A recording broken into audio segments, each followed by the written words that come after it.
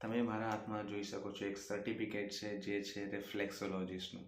જી હા, હું હવે રિફ્લેક્સોલોજીસ્ટ પણ બની ગયો છું. ઘણી બધી અત્યાર સુધી આ 2015થી મેં શીખવાનું ચાલુ કર્યું હતું. આજે અત્યારે 2024 ચાલુ રહ્યું છે. 9 વર્ષ કરતાં પણ વધારે સમય થયો છે. એમાં હું હર વર્ષે લગભગ કોઈ ને કોઈ થેરાપી શીખતો રહ્યો છું. તો આ વર્ષે હું રિફ્લેક્સોલોજી મેં શીખી લીધું છે. જી હા, મને બહુ જ પ્રાઉડ ફિલિંગ આવી રહ્યું છે. રિફ્લેક્સોલોજી એક પ્યોર સાયન્સ બેઝ છે. અમેરિકન સાયન્ટિસ્ટ દ્વારા અને ડેવલપ કરવામાં આવ્યું. એક્યુપ્રેશર તમે જાણતા હશો, બરાબર છે, જે આપણા હિન્દુ ધર્મમાં અને ચાઇનીઝમાં પણ હોય છે એક્યુપ્રેશર, એક્યુપંચર. તો એ જ રીતે રિફ્લેક્સોલોજી પણ કામ કરે છે અને એમાં વગર દવાએ ટ્રીટમેન્ટ કરવામાં આવતી હશે. એમાં કોઈ પણ પ્રકારની દવા આપવામાં આવતી હોતી નથી. તમે ઘણા બધા વિડીયો જોયા હશે, સાંભળ્યું હશે કે હાથમાં અને પગમાં આપણા પોઈન્ટ્સ આવેલા હોય છે બોડી ઓર્ગનના. શરીરના જે ઓર્ગન છે હાથમાં પણ હોય છે, પગમાં પણ હોય છે, કાનમાં પણ હોય છે.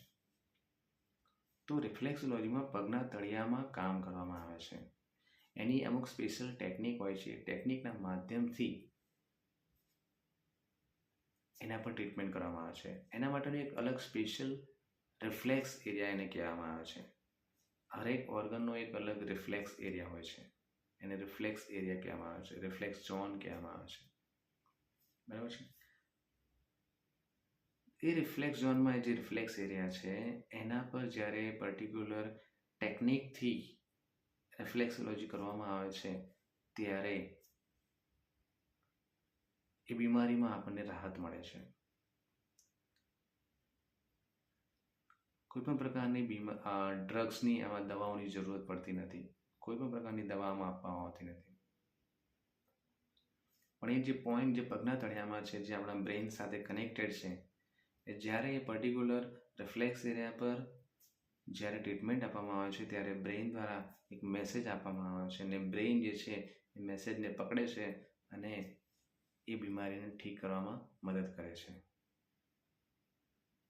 કઈ બીમારી ઠીક થઈ શકે છે? ઓલમોસ્ટ જોવા જઈએ તો રિફ્લેક્સોલોજી દ્વારા મોસ્ટ ઓફ બીમારીઓ ઠીક થઈ શકે છે. Most of. કેટલી એવી બીમારી હશે કે જેમાં લોકો ઘણા વર્ષોથી દવા લઈ થાકી ગયા હોય છે, એની આડઅસરો થતી હોય છે. એવા કેસમાં પણ રિફ્લેક્સોલોજી કામ કરી શકે છે.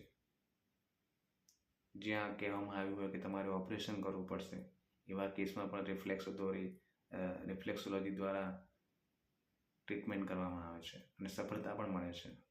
કદાચ એવા પણ કેસ હોય કે ના, હવે આની તો કોઈ સારવાર જ નથી, આનું કંઈ શક્ય જ નથી, જિંદગીભર આ બીમારી સાથે રહેવું પડશે. એવા કેસમાં પણ રિફ્લેક્સોલોજીથી ટ્રીટમેન્ટ શક્ય છે. કઈ બીમારી ઠીક થઈ શકે છે?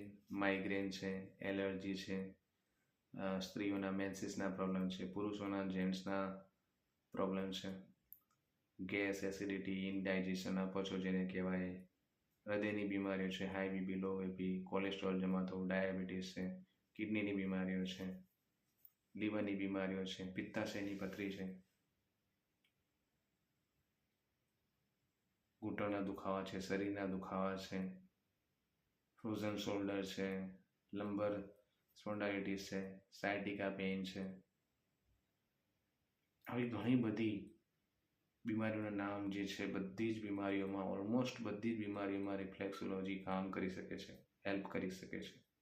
જી હા દોસ્તો, એટલા માટે મને બહુ જ પ્રાઉડ ફિલિંગ થઈ રહ્યું છે કે હું પણ રિફ્લેક્સોલોજીસ્ટ બની ગયો છું. અને ધીરે ધીરે હું પ્રયત્ન કરીશ કે મારી યુટ્યુબ ચેનલ પર એના વિડીયો અપલોડ કરું ગુજરાતીમાં. કારણ કે કદાચ ગુજરાતીમાં તો લગભગ આવા કોઈ વિડીયો નહીં હોય રિફ્લેક્સોલોજીના. અને સાથે સાથે હવે હું ઓફલાઈન અને ઓનલાઈન પણ એની રિફ્લેક્સોલોજીનું ટ્રીટમેન્ટ શરૂઆત કરવા જઈ રહ્યો છું. તો જો તમને રિફ્લેક્સોલોજીની કોઈ ટ્રીટમેન્ટ જોઈતી હોય તો 9974969080 આના પર તમે મને કોલ કરી શકો છો, વોટ્સઅપ કરી શકો છો. ઓકે. સાથે સાથે મારી ગુજરાતીમાં મેં ઘણા બધા વિડીયો અપલોડ કરેલા છે, રેકી વિશેના, ક્રિસ્ટલ વિશેના, યોગ નિદ્રા વિશેના, બરાબર છે. ઓનલાઈન કે ઓફલાઈન તમારે રેકી શીખવી હોય, ક્રિસ્ટલ શીખવા હોય કે પછી NLP છે, એન્જલ થેરાપી છે, આ બધા માટે પણ તમે મને કોલ કરી શકો છો. Okay, thank you so much.